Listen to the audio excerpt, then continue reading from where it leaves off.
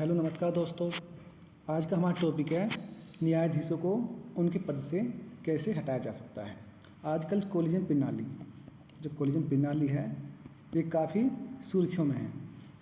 Collision प्रणाली क्या होती है, उसकी क्या समस्याएं हैं, ये क्या है ये, क्या इसकी समस्याएं हैं और कैसे ठीक कर सकते हैं, इसको कैसे सही कर सकते हैं। तो ये हमने अपनी अब से पहली क्लास कोलिजन प्रणाली पर पूरी इसकी व्याख्या की है और बहुत ही कम शब्दों में, केवल 10 मिनट की क्लास है और पूरी हमने इसकी व्याख्या की है। अब की बार कोलिजन प्रणाली से क्वेश्चन आने के पूरे चांस है। यूपीएससी में भी आ सकता है और यूपीपीसीएस मेंस में क्वेश्चन बन सकता है। तो दोस्तों जाओ और जाकर आप हमारी क्लास को जाकर देखो। हमारा चैनल है SKGS, दोबारा से लिखते हैं SKGS क्लासेस।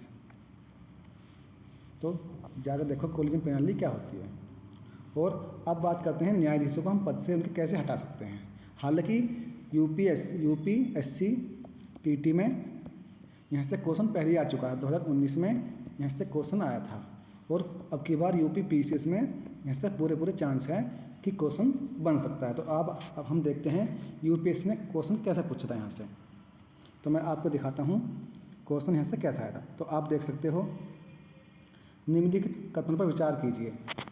न्यायाधीश जांच अधिनियम 1968 के अनुसार भारत के उच्चतम न्यायालय के किसी न्यायाधीश पर महाभियोग चलाने के प्रस्ताव को लोकसभा के अध्यक्ष द्वारा अस्वीकार नहीं किया जा सकता। तो दोस्तों हम इस पर पूरे बात करेंगे कि 1968 का न्यायाधीश जांच अधिनियम क्या है क्या नहीं। और तब आप जब हम आपको ये क्वेश्चन यानी कि इसके बारे में पूरा पढ़ा देंगे, अध्ययन करा देंगे, तो आप इसको बड़ा ही आसानी से इस क्वेश्चन को यूपीएससी आपको बहुत ही आसान लगेगा। ये क्वेश्चन आपको बहुत ही आसान लगेगा और आप कहोगे कि ये तो बहुत आसान था। तो हम करते हैं दोस्तों स्टार्ट।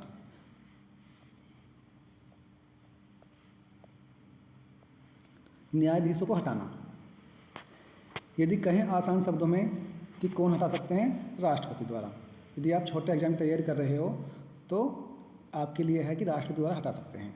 संसद के दोनों सदनों की विशेष बहुमत द्वारा। विशेष बहुमत का मतलब होता है 2/3 मेजोरिटी। और उसका आधार क्या है इसका? सिद्ध कदाचार और दुर्व्यवहार। तो आपको ये भी याद रखना है, सिद्ध कदाचार और दुर्व्यवहार। यदि आप तैयारी कर रहे हो बड़े एग्जाम्स की, यूपीएससी, यूपीपीसीएस, तो उसके लिए हम देखते हैं न्यायाधीश जांच अधिनियम ये क्या होता है। तो हटाने में महाभियोग की प्रक्रिया, तो इसमें महाभियोग जैसी प्रक्रिया का यूज हुआ है। तो हम देखते हैं ये पूरा प्रोसेस क्या है। स्टेज 1, तो क्या कह रहा है ये? यदि आप हटाते हो न्यायाधीश को उनके पद से, तो निष्कासन प्रस्ताव। लोकसभा के मामले में कितने होने चाहिए मेंबर? 100 मेंबर के हस्ताक्षर होने अनिवार्य है। जबकि राज्यसभा के मामले में कितने होने चाहिए? 50। उसके बाद जब सबके हो जाएंगे हस्ताक्षर, यदि आप ला रहे हो ये प्रस्ताव एग्जाम्पल लोकसभा में, तो आप सौंपोगे अध्यक्ष को। यदि आप ला रहे हो राज्यसभा में, तो आप सौंपोगे सभापति को। तो दूसरा स्टेज क्या है हमारी? सभापति जी और अध्यक्ष महोदय इसको एक्सेप्ट भी कर सकते हैं, स्वीकार भी कर सकते हैं, स्वीकार कर सकते हैं और अस्वीकार कर सकते हैं। यूपीएससी ने यहाँ से क्वेश्चन पूछ लिया, ठीक है, आपको हम दिखाएंगे। तो आपको याद रखना स्वीकार और अस्वीकार दोनों ही कर सकते हैं। तो हम यहाँ हाईलाइट करते हैं एक्सेप्ट और अनएक्सेप्ट दोनों ही कर सकते हैं। चलते हैं आगे। यदि एक्सेप्ट करते हैं तो क्या करेंगे? एक कमेटी बनेगी। कमेटी में कौन होंगे? 3 सदस्य की बनेगी कमेटी। इस कमेटी में कौन होंगे? सर्वोच्च न्यायालय के मुख्य न्यायाधीश या अन्य न्यायाधीश। अन्य न्यायाधीश किस लिए होंगे? यदि आप एससी के जो मुख्य न्यायाधीश है उनके खिलाफ ला रहे हो महाभियोग, तो इसलिए कौन होंगे? अन्य न्यायाधीश, सुप्रीम कोर्ट के मुख्य या अन्य। दूसरा है हाई कोर्ट के मुख्य होंगे, हाई कोर्ट के मुख्य न्यायाधीश। और तीसरे प्रतिष्ठित न्यायविद यानी कानून के ज्ञाता। तो आप ऐसे याद कर सकते हो। दोषी पाने पर जो समिति है 3 सदस्यों की जो कमेटी थी हमारी ये, तो दोषी पाने पर सदन में क्या होगा? विचार होगा।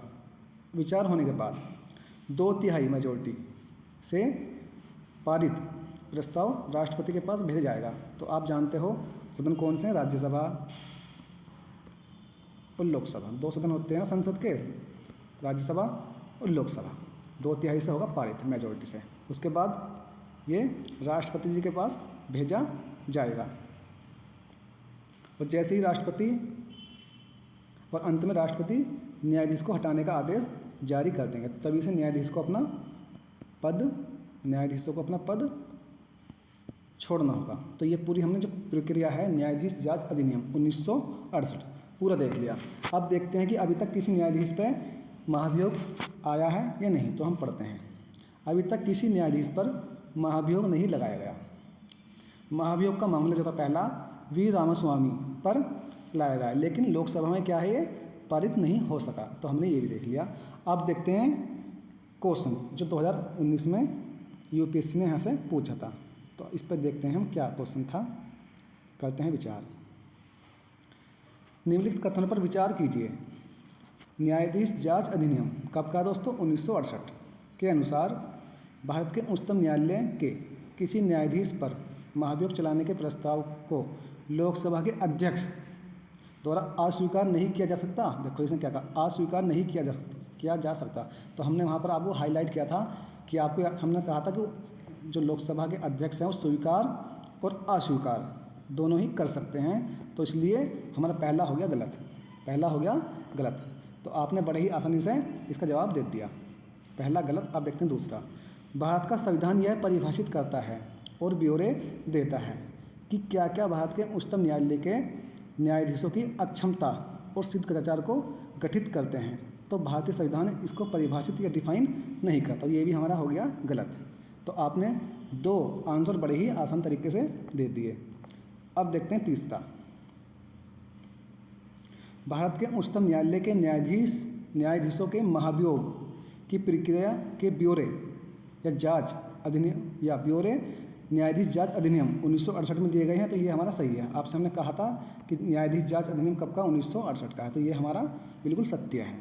अब देखते हैं, हालांकि हमारा आंसर आ चुका है क्योंकि पहला नहीं हमारा और दूसरा नहीं। तो देखो आप पहला इसमें है तो ये कट गया, उसके बाद पहला इसमें है ये कट गया हमारा। अब बचते हमारे सी और बी बचते हैं, तो हमारा सी भी हो सकता है और बी भी हो सकता है। तो सी तो हमारा सत्य, 3 तो हमारा सत्य है। अब देखते हैं 4। यदि किसी न्यायाधीश के महाभियोग के प्रस्ताव को मतदान हेतु लिया जाता है तो विधि द्वारा अपेक्षित है कि यह प्रस्ताव संसद के प्रत्येक सदन द्वारा समर्थित हो। तो हमने क्या कहा, 2 सदन होते हैं लोकसभा राज्यसभा, दोनों से 2/3 मेजोरिटी से पास होना अनिवार्य होता है। तो हमने आपसे ये कहा था समर्थित हो, और उस सदन की कुल सदस्य संख्या के बहुमत द्वारा तथा संसद के उस सदन में कुल उपस्थित और मत देने वाले सदस्यों की कम से कम 2/3 मेजोरिटी। तो हमने आपसे कहा था कि 2/3 मेजोरिटी होनी अनिवार्य है दोनों ही सदनों में, तो ये भी हमारा सही है। तो इसके आपने बड़ी आसान तरीके से 3 और 4 आंसर आ गए। तो दोस्तों देखो आपने यूपीएससी का क्वेश्चन कितने ही आसान शब्दों में सोल्व कर लिया। तो यदि आपको हमारी क्लास अच्छी लगी तो लाइक करो, सब्सक्राइब करो, और मिलते हैं हम दोस्तों आपसे नेक्स्ट क्लास में। धन्यवाद।